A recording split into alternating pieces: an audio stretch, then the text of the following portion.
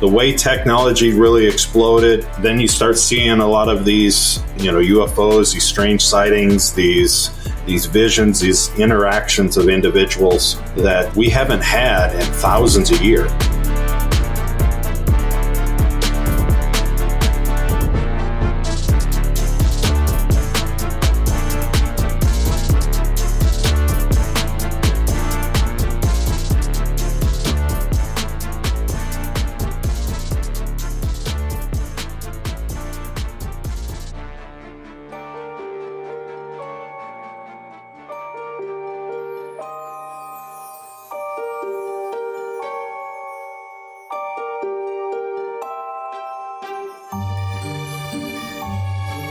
This is your nautical lantern on the dangerous seas of darkness. Let's push off from the placid shore of the status quo and explore what's beyond the horizon. I am your host, BT, and this is Truth and Shadow, your podcast of the supernatural.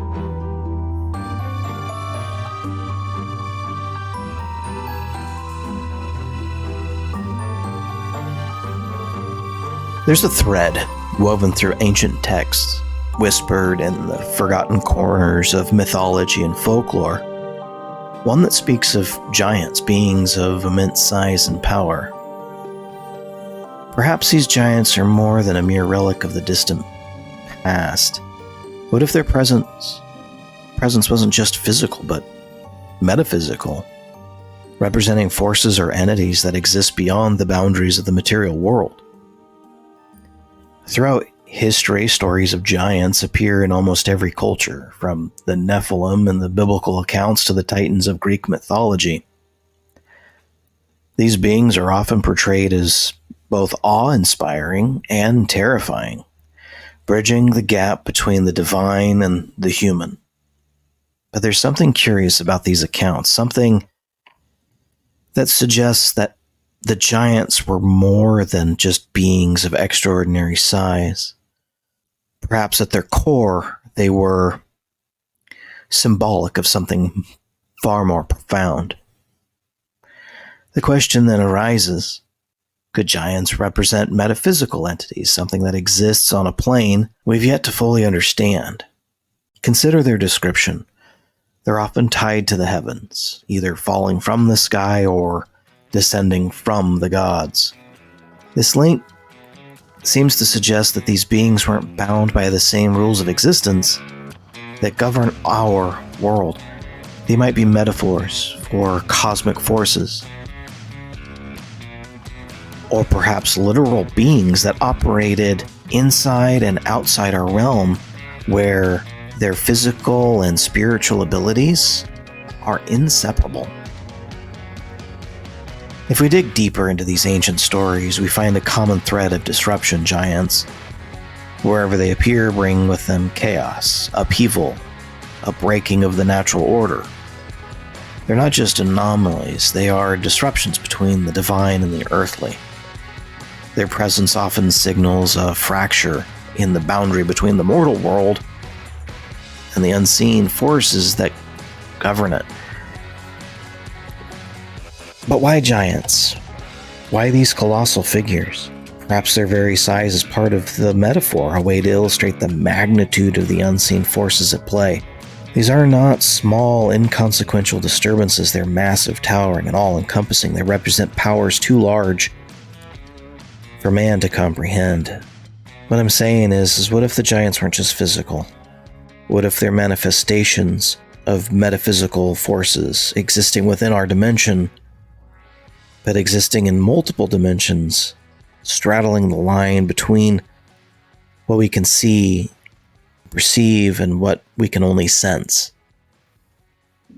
The giants may have vanished from our physical world, but their legacy lingers in the stories passed down throughout the generations. They are echoes of something greater, symbols of forces we've forgotten how to perceive, and perhaps in our modern world, the giants have not truly disappeared. Instead, they've shifted, retreated back into the shadows of the metaphysical, waiting for the moment when we'll once again be forced to reckon with their presence. If these entities exist, they may not be beings we can touch or see in the traditional sense. They may dwell in spaces between. Sinister forces that move through time and reality, manifesting only when the conditions are right, when the veil between worlds is thin enough for them to cross. If the giants are truly metaphysical in nature, then their existence challenges our very perception of reality. It forces us to ask difficult questions about the nature of our world, about what exists beyond the reach of our senses, and about the possibility that ancient myths hold more truth than what we dare to believe.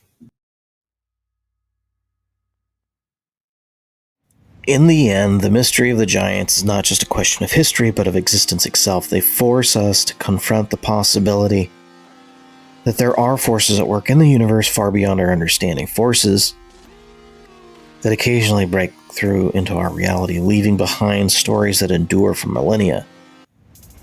Whether these giants were physical beings or manifestations of something deeper, their legacy remains a reminder that our understanding of the world is incomplete, and that sometimes the greatest mysteries lie in the shadows of the metaphysical.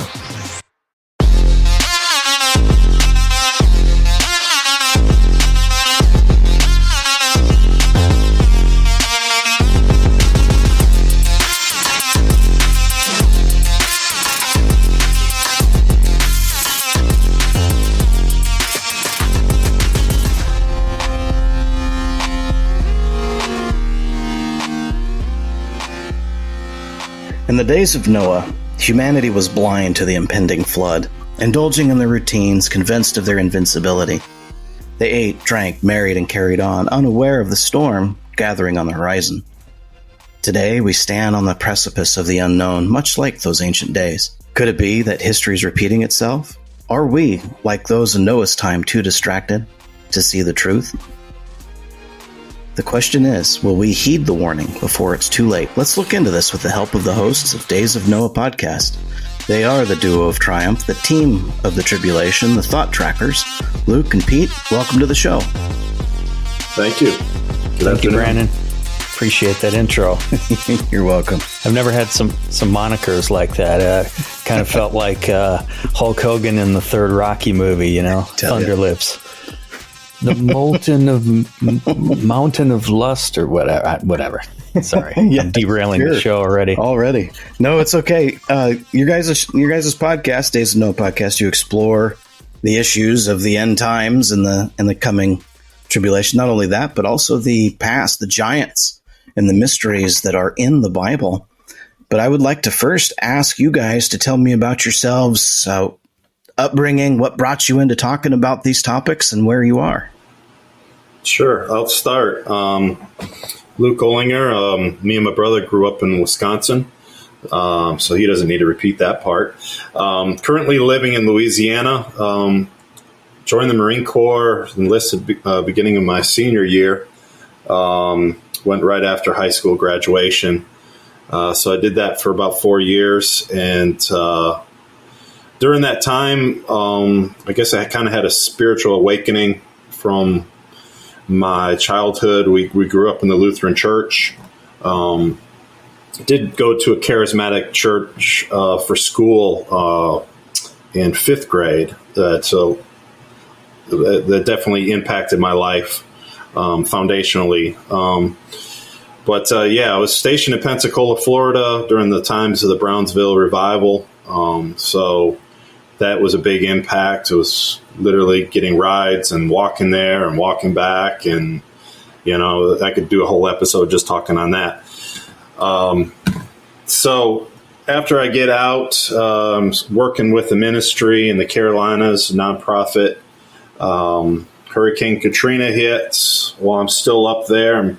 So I reach out to evacuees. If you remember, they were sending people literally all over the country. Yeah. I remember, Pete, Dad sending me a Wisconsin State Journal article interviewing some of the evacuees up in Wisconsin, and they were just bragging on the hospitality and everyone's so nice. And I was like, yeah, you haven't experienced the first winter yet. All right. coming from Louisiana, New Orleans.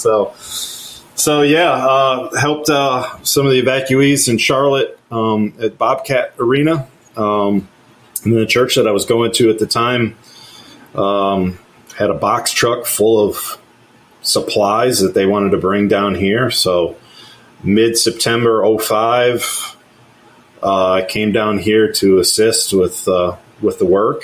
They still weren't letting people in the city during that time. It was blocked off, run by BlackRock and National Guard and all that type of stuff. I remember one place that we went to in Mississippi, might have been Long Beach, if I remember, right outside of Biloxi. They had razor wire on this railroad. They weren't letting people go to the coast. They still had bodies and trees, and it was a mess. So that was a crazy time. But that's when I started getting my roots here in the South. Fast forward a few years, maybe 5 years from that time frame, I think it was 2010, I came across a video on God TV, Patricia King's ministry. She was interviewing a gentleman named Randy DeMaine, and he had just wrote two books on the Nephilim agenda and the Nephilim resurgence. So my wife, being into things due to her upbringing and her dad, secret society and, kind of conspiracy and that type of stuff, just looking at all kinds of different rabbit holes there. I would hear it, but I wouldn't hear it. But when I started doing my own research, especially with the aid of those books, that led me down a path that, I guess could be, lead to present day. I introduced those books to my brother, and then we kind of started this podcast almost like a book club. So we wanted to kind of just reach out via, media, whether it's on the phone or using Zoom or Skype or something. And I think we had a 3-way call there for a bit with one of Pete's friends. And we're like, well, let's just record it and upload it. There's free services to upload it. And it kind of built from there. And so I don't remember, Pete, how many episodes we did, just the 2-3 of us, maybe 5 or 6. Yeah. Well, I believe we didn't have our first guest until episode 17. Oh, it wasn't until then. Okay. Yeah. So it was either you and me and Don, my friend Don, would kind of round out the group in the conversation in the early days. And we would just listen to an episode of Blurry Creatures and go, let's talk about what they just talked about. Let's review it. Mm-hmm. Let's go deeper. Yeah. That's why I call it like a book club, So we're listening to audiobooks, we're listening to podcasts, and we're discussing it essentially. And then eventually we started reaching out. Well, Pete took the lead on that as far as reaching out to guests or people that we've heard interviews on that we really like. It's like, I still got some more questions. They didn't ask this or they didn't ask that. So it's how long we've been doing this now? Year and a half? Year and a half. It'll be 2 years in November. Okay. And wow. if that's a segue to my intro, I guess, like Luke said, we grew up in the church, Lutheran, and taught all the right stuff. But like everyone has to, you got to make your faith your own.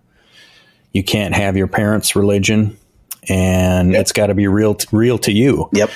And unfortunately, I mean, there's a lot of good people in a lot of denominations around the world, obviously. Right. Genuine believers in every stream. But unfortunately, a lot of tradition sometimes gets in the way. Yeah. And you have people that are going through the motions. And when I first went to a vineyard church at 17 and saw a band with guitar, bass, drums, and people raising their hands, I was like, wow, people actually want to be here. They actually want to be in church. Yeah. This is pretty cool. And I had just started playing bass guitar a year before. And so I joined up with the band, and And man, through those years, especially in my 20s, I was at church more than my pastor was. He was on vacation, 2, 3, 4 weeks out of the year. I was there every week, partially because I didn't have any money to go on vacation, but also because I really liked playing the bass and singing in the band, and that kept me going. But backing up, the same impact that Luke had with the Brownsville revival in the late 90s impacted me. I was exposed to, and one night they had Ray Comfort speaking.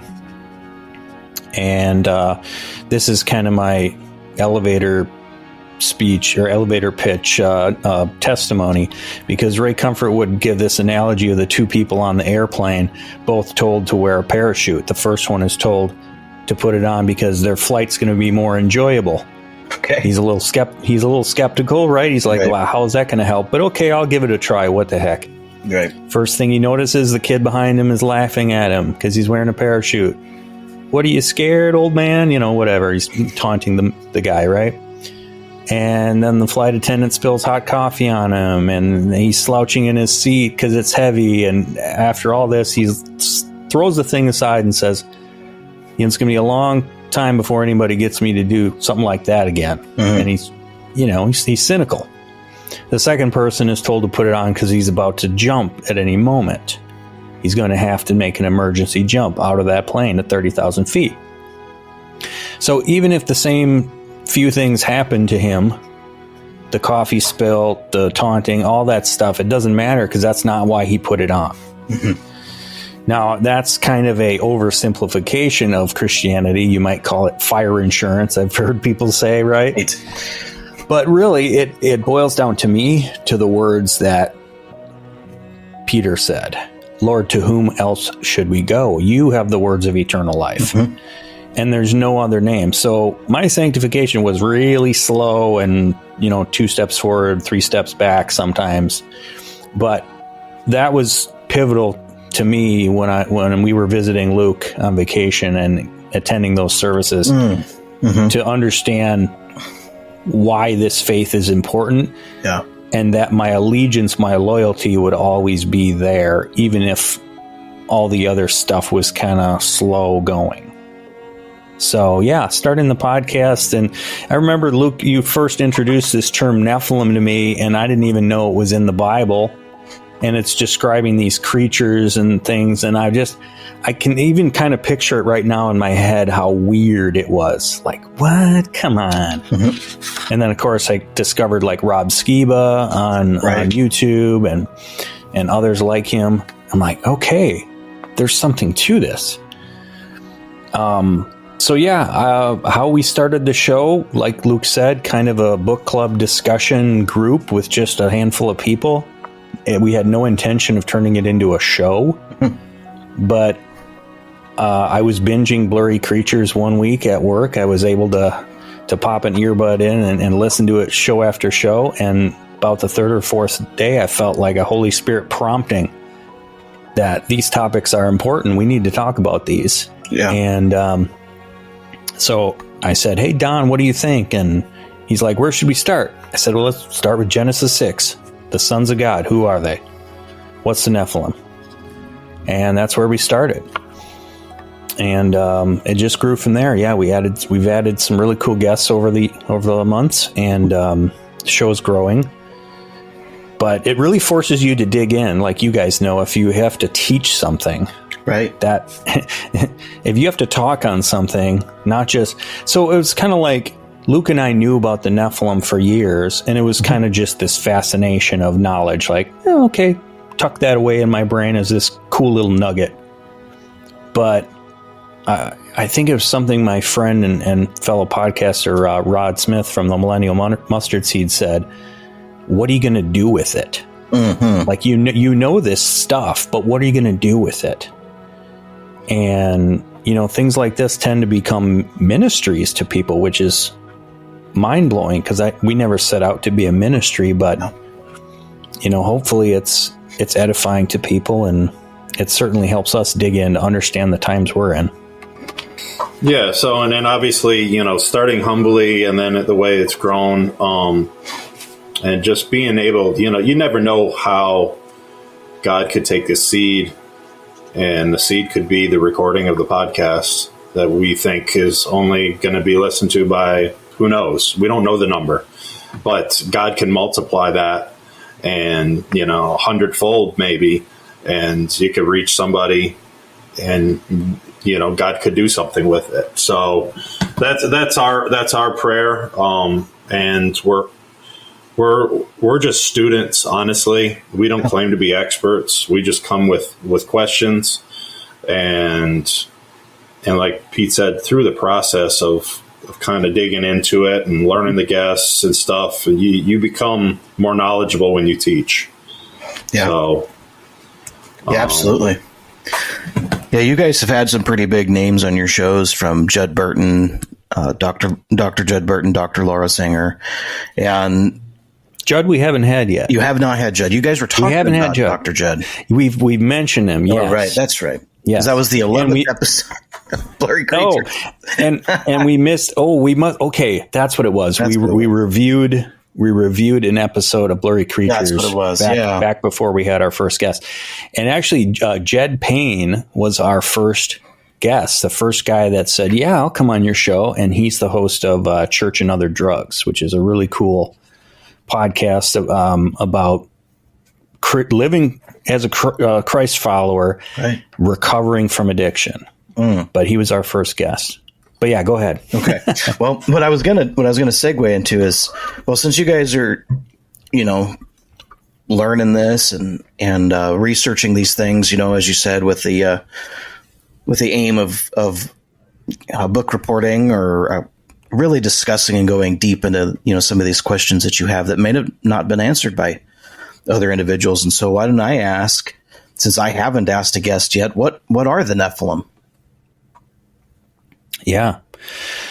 Well, it's a genetic hybrid. It's an abomination to God, something that, if you look at when the flood came, because of how violent and perverse and corrupt all flesh had become on the earth, he called Noah to bring in, and called the animals specifically, after their own kind. Right. So God, being a God of order, the Nephilim is a disorder.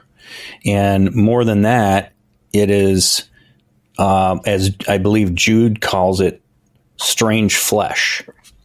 So it's angels mating with humans and creating a hybrid. And that is the Nephilim. And most people, or if you look up the word, it'll say it's from to fall, Nephal.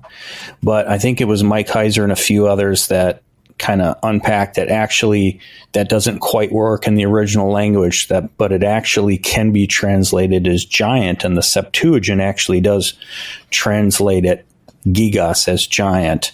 Right. And it'll just say right out, the giants were on the earth in those days. So Genesis 6 is so foundational. When we had L.A.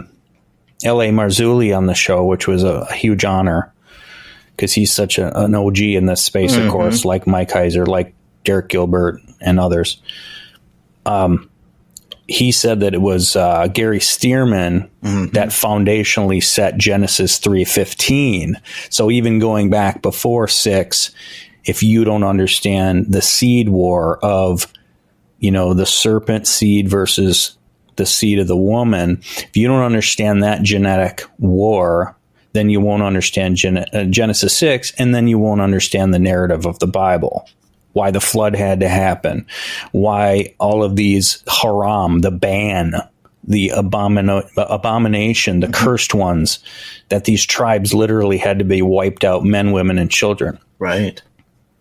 And God was actually preserving the Messiah by doing that, because it was an attack. So a lot of people have speculated that Lucifer, Satan, was kind of goading these angels into doing his dirty work. So he's like the mob boss. He's not going to get his fingers dirty, but he's gonna get these angels to do this deed and corrupt this seed. Because as I've said to Luke and on episodes, God kind of showed his hand a little bit in Genesis 3.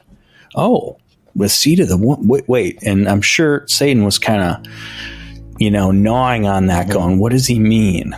And when he figured out enough, he probably went after the line of humanity for the Messiah. So, yeah, that's the Nephilim.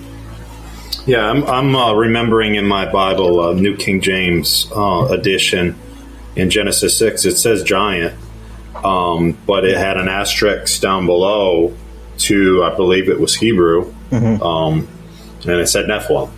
So I know that's just another indicator of how people have interpreted it.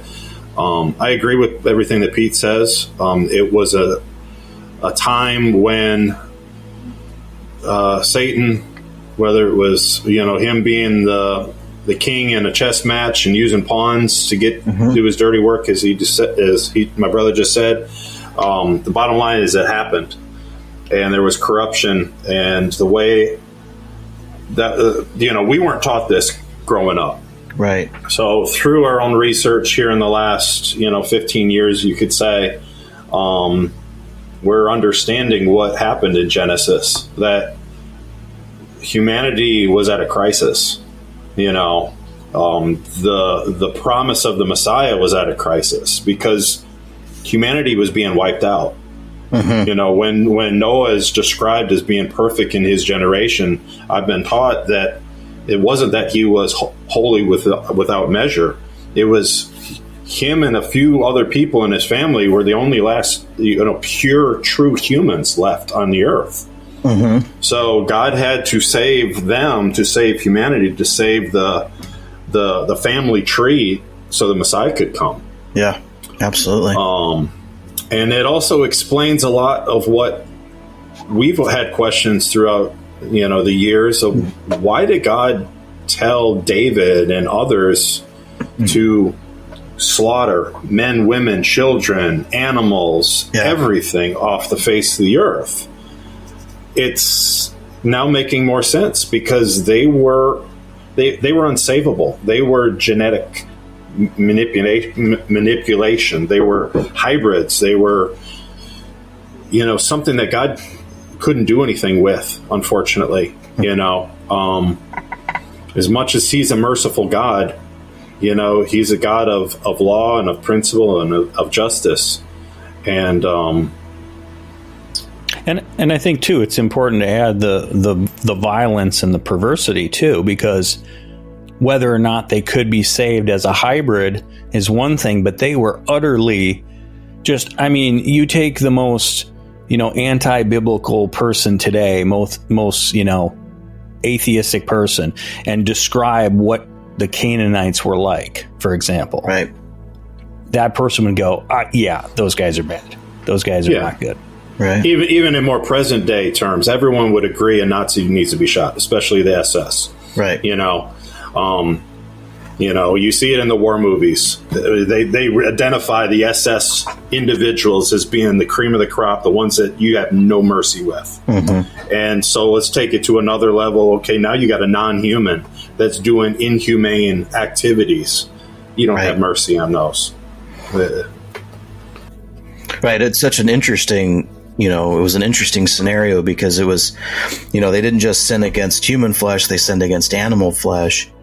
And that, and created all sorts of aberrance. And it's an interesting idea because, today we take, we've got Molly and Jack mules, that we take donkeys and horses and we breed them together and we get mules from.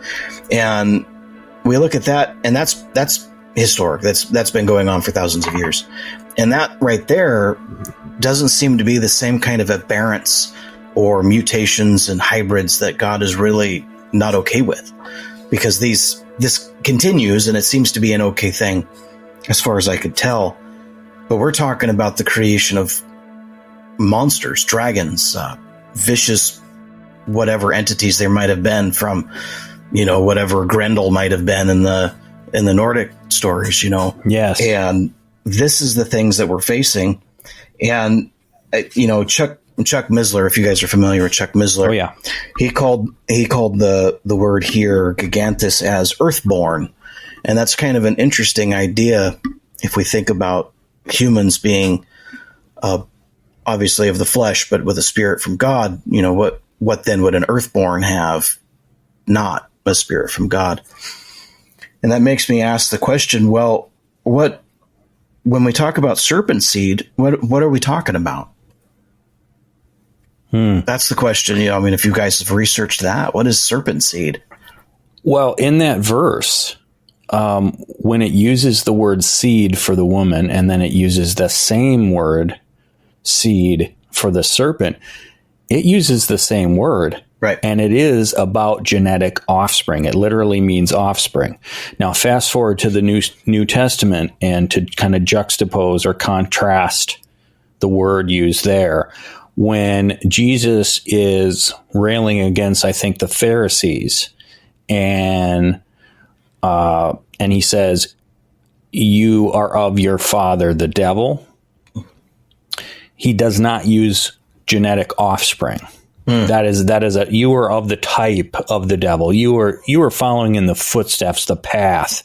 The old saying, "The apple doesn't fall too far from the tree." That's what he's getting at. So would that be not a genetic thing, but a behavioral thing? Behavioral. But in Genesis 3:15, the serpent seed is literal seed because it's the same word, and even contextually, it would be really strange, and I've heard people comment on this, and I believe correctly. It'd be really strange if the biblical author would use one literal and one figurative in the same sentence. Right. But more than that, like I said, it's the same exact word. So, yeah, the serpent seed. I guess I would characterize it like this. We had Ryan Pitterson on, and we hope to have him back again to talk about his more recent book, The Final Nephilim. Mm-hmm.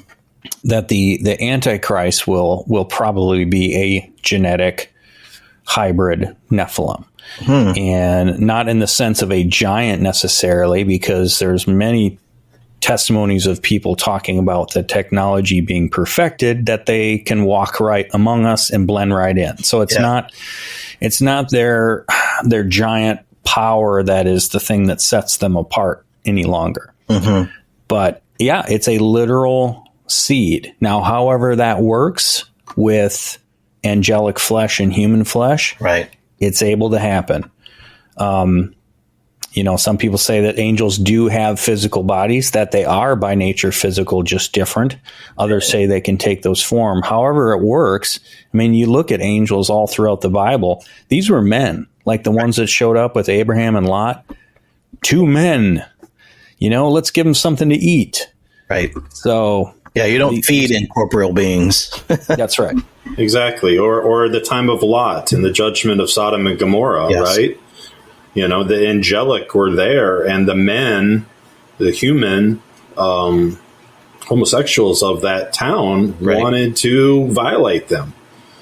And so you can't violate a spirit. Right. I don't think. But although spirits violate us with incubus and succubus, yes. I was just listening to one of your episodes, Brandon. But yeah. So we wanted to dig into this to better understand it. Like we said, we're not experts, but we wanted to draw from the past and then speculate on the future, because Jesus obviously said, as it was in the days of Noah, I believe it was Matthew 24. So it shall be in the time of my returning.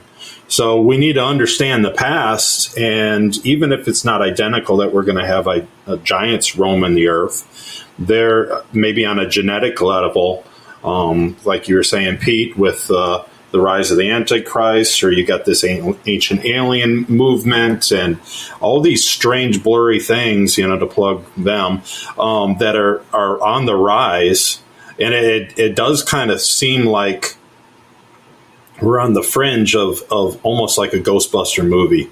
When they tap into things, then you start seeing more and more spirits, more and more weird things in societies, because someone's opened a portal, someone's opened a gateway, and something has definitely happened in this world. And a lot of people speculate on who was the cause to make it happen.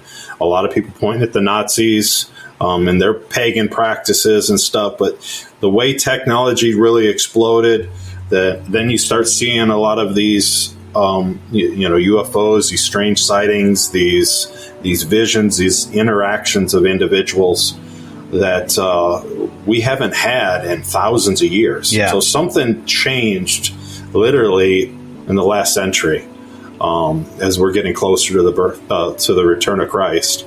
And so we're just trying to understand the time that we're living in and be aware and share the message, like God can return any time because, things are speeding up. Yeah, they say that knowledge will increase towards the latter days. Yeah, and there's no doubt in my mind that, there was a handful of instances that came in and that really demolished human civilization. And that was, the Black Plague, for example, really wiped out during the Dark Ages. And, it wiped out a lot of the intelligentsia, the people who could have the smarts, who were the engineers, the builders, the scientists, because they worked in areas that, well, if one person got it, you burn the whole thing down. Well, there goes millions of letters and words and documents just gone, burned. Libraries were being burned left and right in the Dark Ages. But as time went on, we get to the Revolutionary War, America's founded. We get to the Civil War, and that's all. And then here we are, I was almost going to say the 1900s. My goodness. Here we are in the early 20s. And we can't stop to think about 100 years ago when another place 100 years ago got its real big start. And that was Hollywood, California. And if we were to take these ideas from the past, speculate into the future, like you were just saying, and we were to look at, and I've done deep dives into what I call the geist of the spirit of the area that is Hollywood, the spirit of Laurel Canyon, that entity that may very well be there, that is causing a lot of power and draw. I mean, the Nazis were there in the late 40s and during Operation Paperclip. And Jack Parsons, we're talking about big name people, occultists who obviously drew on some kind of power. And so if we were to look at this, guys, and speculate as the potentials, what would we be looking at that would make sense in the area to be, we'll call it Nephilim-like, serpent seed-like?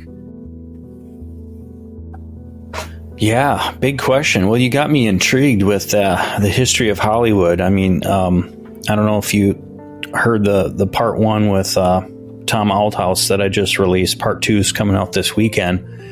But he, with his connections and being amongst those elite, has kind of an inside track to just how deep and dark and ugly those people operate. And it's totally Satan's bribe out in the desert. I'll give you these riches in this kingdom, just sell your soul. Yes. So yeah, I mean, some people have even speculated on some cloning or hybridization in some of these people in Hollywood, some of the celebrities. They'll point out similarities from different actors and be like, did they recreate that person? Right. I don't know. Right. I don't know. But it does seem like a cesspool of evil. And if the saying, as goes California, so goes America, and you can go further, as it goes America, so goes the world. We are kind of the trendsetter, not in a good way, in a lot of ways. So, yeah, I think that we're going to see these dividing lines continue, where people love the darkness, and so they hate the light. Yeah. And it's going to get to the point where God says the sin has reached its fullness, and it's pregnant, and it's ready to give birth. And the Antichrist is going to be revealed. And it's really sad, because you read Revelation and you see people whose hearts are so hard that it doesn't matter what God does punitively. And he always, he disciplines those he loves, even his enemies. I mean, think of it this way. Is Jesus going to ask us to do something he's not going to do himself? Right. Never. So if he's saying love your enemies, he is loving his enemies, even in these awful times when these are haters of God and they're cursing God even after all these things are happening in Revelation. Right. That's the type of hatred they're going to have. And honestly, as my pastor's been teaching Church of His Presence, Pastor John Kilpatrick, on the book of Revelation, he expresses these judgments as God's not only a cleansing of the earth, but as an act of mercy for those that survive. Because if their hearts weren't so hard, you're still living.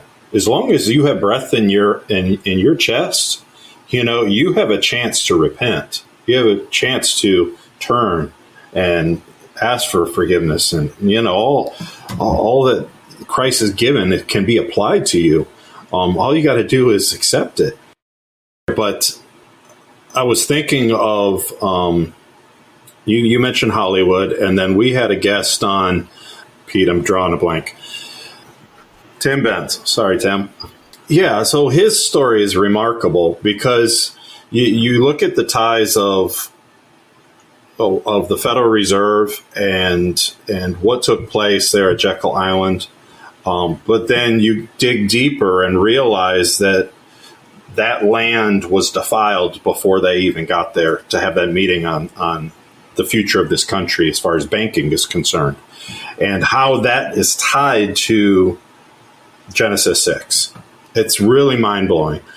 So his testimony, and then Dr. Laura Sangler parallels that and champions that as well in her research and her book. And it's kind of, I don't know. I think this conversation has grown where more and more people are talking about generational curses, the roots of things, trying to get clean, 100% down to, your foundation. Even the very land. Even the very land, and that was part of his testimony where, things were broken. Things were, preyed on and cast out, and, God can heal the land. And sometimes go. I believe he said God has directed him to deal with something like 38 different Canaanite altars around the world that were yet intact. I mean, some of these were, underground, or in the case of Jekyll Island, it was Rockefeller building his mansion on top of this, on a literal blood sacrifice altar. And right. the museum there having these pictures of child sacrifice right on the walls. Yeah, you can't just do that on accident. I mean, there's no, what I mean? No. It's like that's beyond crazy. It's definitely not an accident, but it's a behavior. It's a choice, because everybody has a free will. But it echoes from Genesis to present day.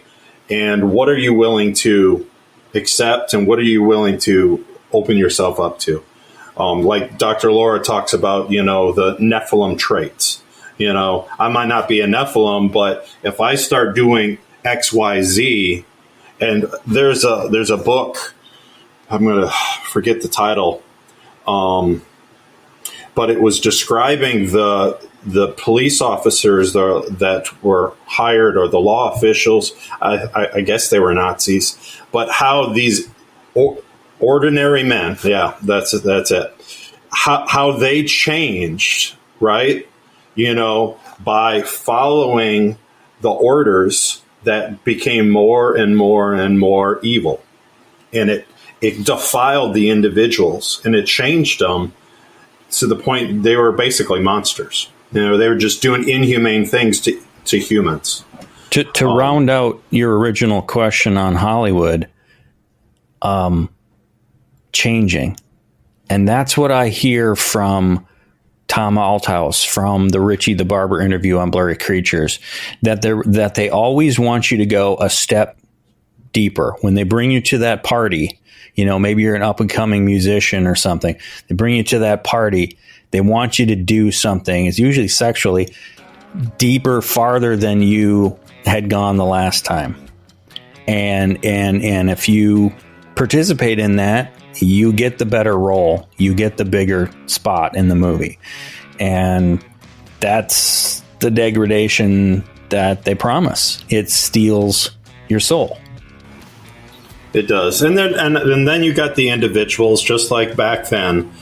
I've heard it said, so you got the Lord, he's in the wilderness being tempted by Lucifer himself, right? And he's, hey, bow down and worship me. I will give you all these kingdoms and stuff. Obviously, we know how that ends.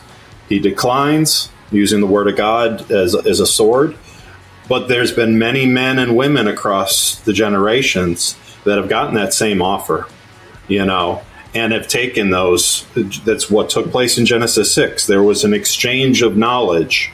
I will give my daughter, I will give, a blood sacrifice, or my child, I will murder, the deity Moloch, and then we look at all the abortions that have taken place in this country and all the blood that was shed during the time of World War II and Nazis and stuff.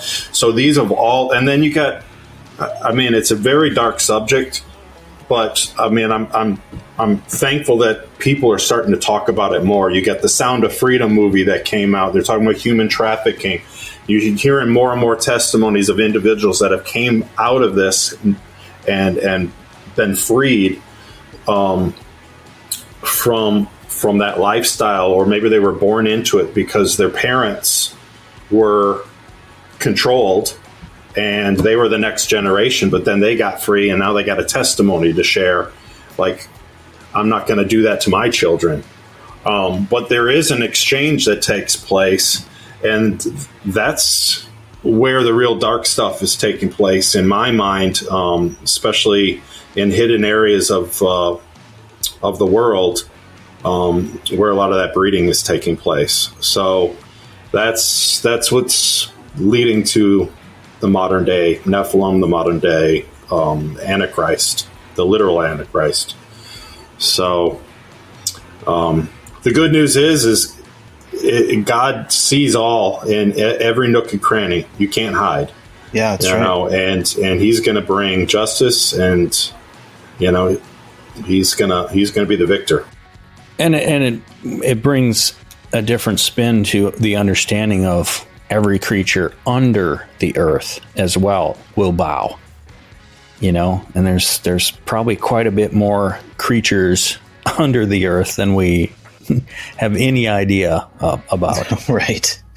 But yeah, it reminds me of a couple of things. As you were talking, Luke, there's what's known as the Mithras cult, and that's a pretty big secret. Well, I won't call it secret. What they do might be secret because they don't tell people. But one of their major rituals is the embarrassment ritual, and that's an order that requires them to dress as the opposite gender and be kind of laughed at. Right. So can I interject? Because I when John Cena went on stage and he was supposedly naked, I had heard that was kind of tied to, it wasn't the specific term you used, but it was almost like this is an embarrassment ritual that he's having to perform. Yes. Wow. Of this humiliation, coming out there, and he's just covering just his privates, essentially.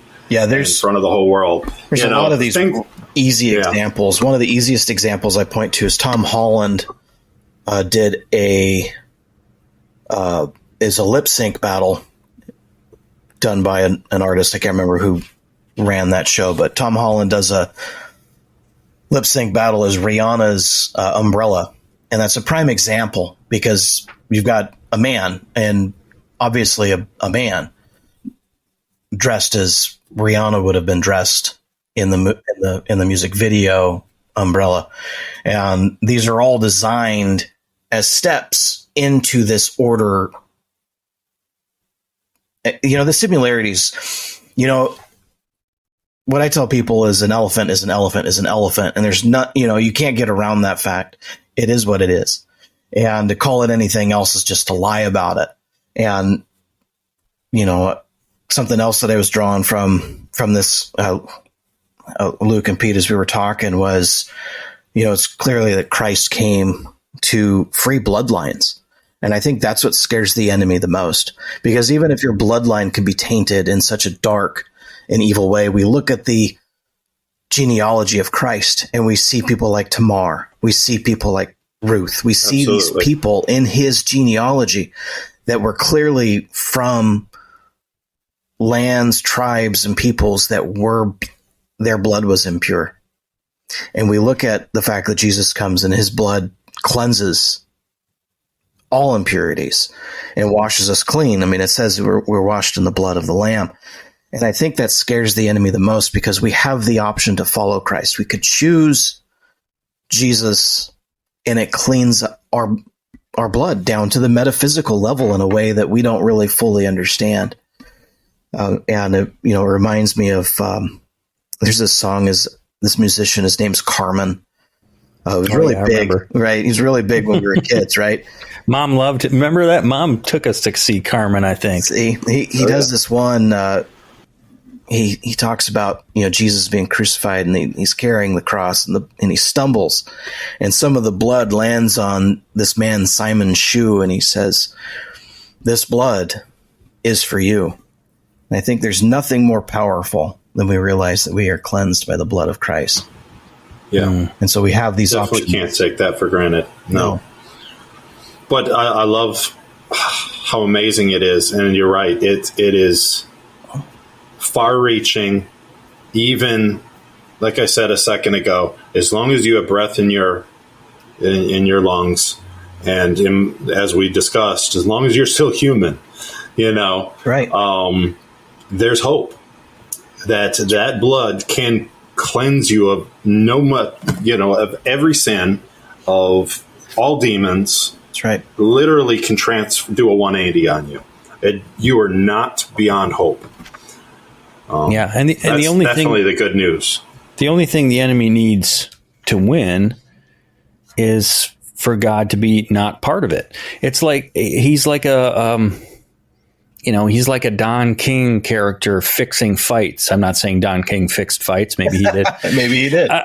But he's like someone like that, organizing heavyweight fights. And as long as Christ doesn't step in the ring, Satan can keep racking up the KOs. Right. So it's like, Luke, I think I used this analogy like way back when, and I kind of stumbled through it. But when I was a kid and the Wisconsin winter was turning to spring, I remember one time going down the long driveway and walking along the snow and the slush. And have you guys ever seen like a river of water like going underneath the snow because it's melting? So the water is on the bottom layer. And I remember like playing this game with my boots, and I would move the snow and I would pile it up and I would see if the water could beat the snow, Okay. But that's the way it is with light and dark. It's like, there's no comparison. Like, there's so much evil out there and it gets so ugly, but it literally just gets wiped out. Like, it's not even a comparison when God is in the room. Wow. Well, with that, let's just talk about where we're going, or where you guys are going with, Days of Noah, some thoughts, plans, desires, end goals, visions of the future, and stuff you guys are wanting to cover. Yeah, big topic. Well, Luke, we had 45 minutes to think about it, so. No, when we set out to do this, in my head, I was just like, well, I don't necessarily know everything about this whole deal, but I'm decent at editing audio, and I'm just going to keep putting out an episode every week. Yeah. Even if we don't have a guest, let's come up with a topic and consistently put it out. Yeah. And that's what we've done, going on almost 90 episodes. When this airs, it'll be over 90. But so plans is just to keep doing it as long as God gives us this platform. We're thankful for it, and we hope it blesses people out there. We hope that it helps people understand that we are in and also approaching. It's kind of an already not yet of the days of Noah. Like all the foundational things are being laid, the groundwork, but it's also happening. The genetic manipulation is happening. The breeding program is happening, as Luke mentioned. So we just want to keep being watchmen and blowing the trumpet on these things. And, just keep asking God for, what guests to bring on and what to talk about and guide and direct it and help people to understand these times, because we do have to pick a side. We do have to pick a team. And, I'll tease some anonymous person out there I saw on Twitter, because I had a graphic designer that I just came across randomly on Twitter like a year ago, and I commissioned her to update our logo for the show, and she did a fantastic job. Right. Because all I had before that was literally a public domain picture of Mount Hermon. Right. Yes. And she took it, and we went back and forth and revised and it's a great design. But I just happened to see in my feed that she did a design for some pagan podcast. Yeah. And it's literally got not the satanic one, but it's got a pentagram. Right. And I just couldn't help myself. I commented on the guy because he was saying how he was so happy about what a good job she did. Mm-hmm. And I said, hey, cool logo. And I said, but what are we going to do about you showing allegiance to lesser, inferior deities? Right. And that's really what it is. And what I love about understanding Genesis 6 and the days of Noah is that there's no bad publicity. All the stories out there, the demon encounters, the UFO, the hybrid stuff, the SRA, the mind control programming, all this stuff you can now tie back to the Bible because we have an understanding. And you mentioned knowledge increasing, and I think it was Chuck Misler that said that he believed that it was not just knowledge in general, but biblical understanding will increase in the latter times.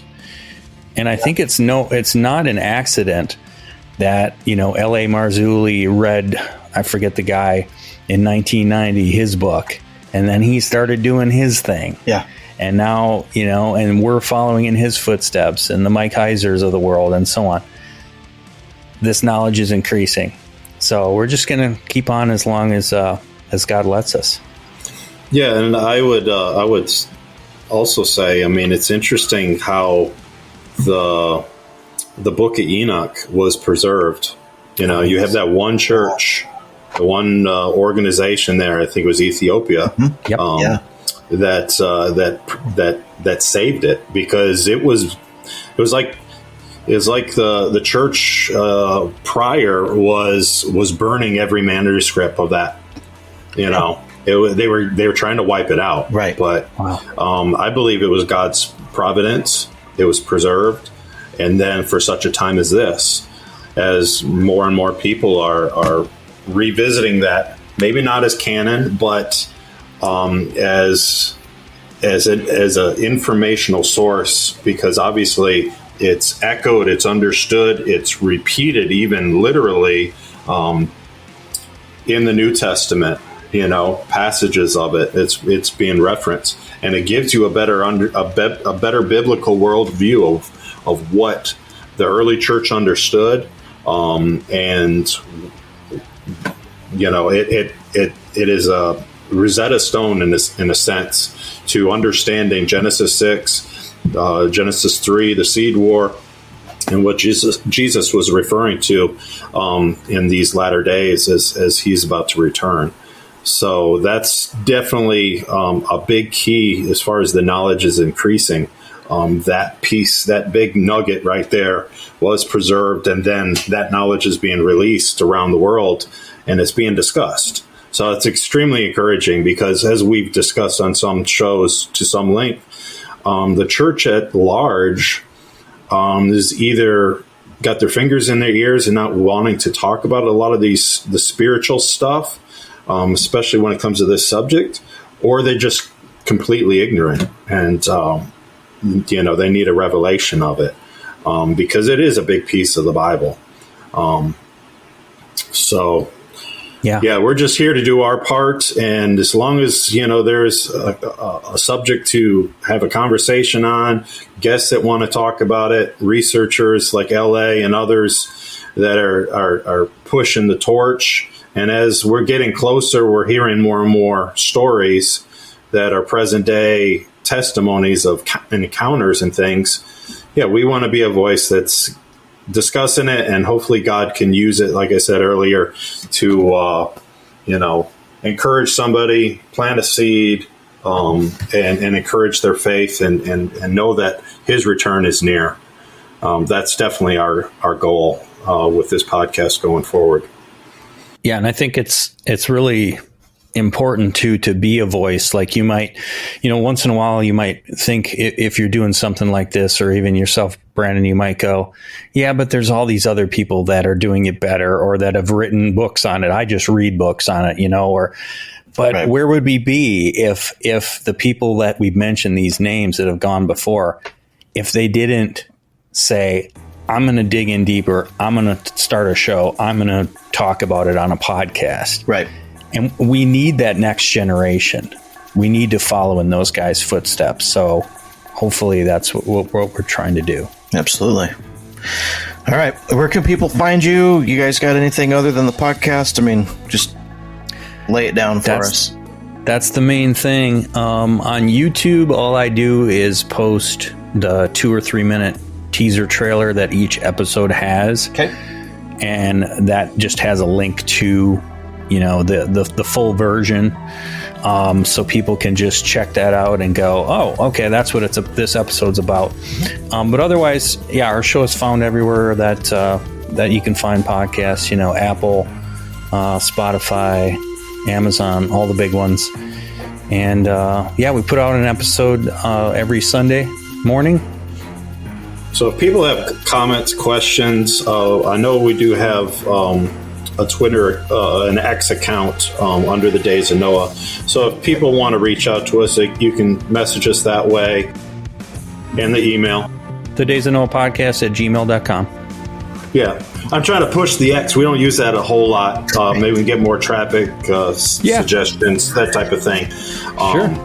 That's a resource for me for news. Thank you for coming on the show. No, I appreciate your time. It's a pleasure meeting you. Thank you for listening. This is a free podcast based upon the value for value model. If you find value in this, or any episode, you can return that value by liking the show, subscribing to this channel, leaving a review, or sharing with a friend on your social media accounts. You can also donate on my website. Thank you again. This is BT for Truth and Shadow Podcast. You are the light in the darkness.